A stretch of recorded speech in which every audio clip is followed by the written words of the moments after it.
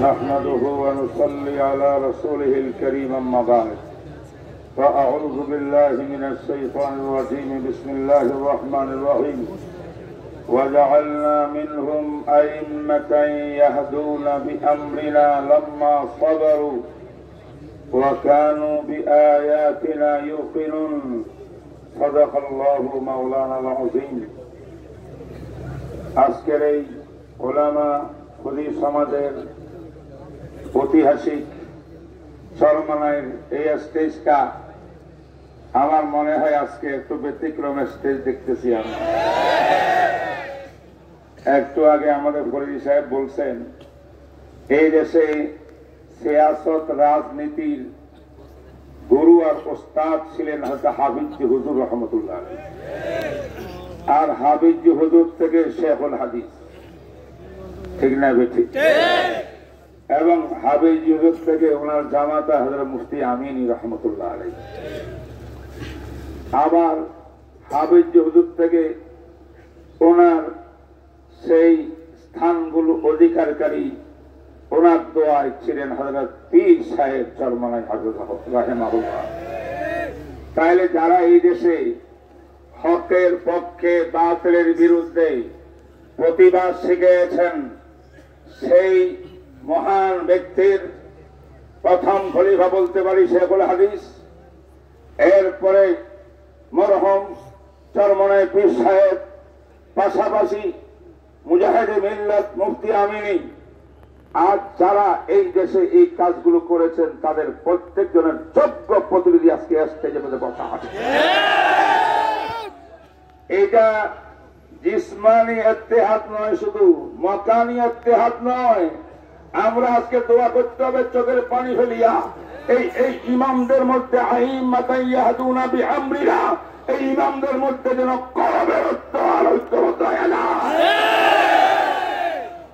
চোখের পানি দিয়া দোয়া করি লাম্মা সাবরু। আল্লাহ পাক আইম্মা নেতা, ইমাম উম্মতের মধ্যে নেতা নির্ধারণ করেছেন। নেতা আইম্মা রুআসা কুওয়াত, তাদের দায়িত্ব কি? ইয়াহদুনা বিআমরিনা, উম্মতকে জান্নাতের পথ দেখাবে, আল্লাহর সঙ্গে সম্পর্ক কায়েম করাবেন, আমর বিল মারুফ নাহি আনিল মুনকারের মাধ্যমে।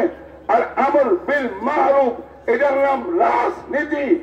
রাজনীতির অর্থ একটা হক কথা বাদ দেওয়া যাবে না, কোন বাতিলকে মাথা উঁচু করে কথা বলতে দেওয়া হবে না, ঠিক না বেঠিক বলেন? আল্লাহ পাক এই নিয়ামত দিচ্ছেন আমাদের আমিরদেরকে। হযরত পীর সাহেব হুজুর দামাত বরকাতুহুম, শেখ চরমনাই দামাত বরকাতুহুম, হযরত মামুনুল হক সাহেব শেখুল হাদিস দামাত বরকাতুহুম, এবং আমাদের রাজি সাহেব, আরো যারা আছেন দিগর উলামায়ে কেরাম। একটা নিয়ামত হলো লাম্মা সাবারু, তারা ধৈর্য ধরেছেন, ইস্তেকামত ছিলেন এতাআত আল্লাহর গোলামির উপর, ইস্তেকামত ছিলেন বাতিলের সামনে। আমাদের এই নেতারা একটা মাথা নত করে না। তারা নির্যাতিত হয়েছে, অনেক কিছু হয়েছে। আল্লাহ পাক যারা জুলুম করেছিল তাদেরকে দেখাই দিয়েছে, আব্রাহার মতো শেষ করে দিয়েছে। আজকে ওনাদেরকে বলতে এই স্টেজ থেকে এই কথাই বলতে চাই। আমরা ঐক্য দেখতে চাই কিনা বলেন? সত্যিকার ঐক্য দেখতে চাই। আমার মনে হয় এখানে যারা আছেন ইনারা ঐক্যবদ্ধ হয়ে গেলে একটু বাইরে আর কিছু যারা আছেন সব ঐক্যবদ্ধ হয়ে যাবে। আমাদের মুক্তি ইসলাম, ইসলাম ইসলামের মধ্যে মুক্তি হবে। আমরা নির্বাচন করবো আগামীকাল নেগেটিভ নির্বাচন।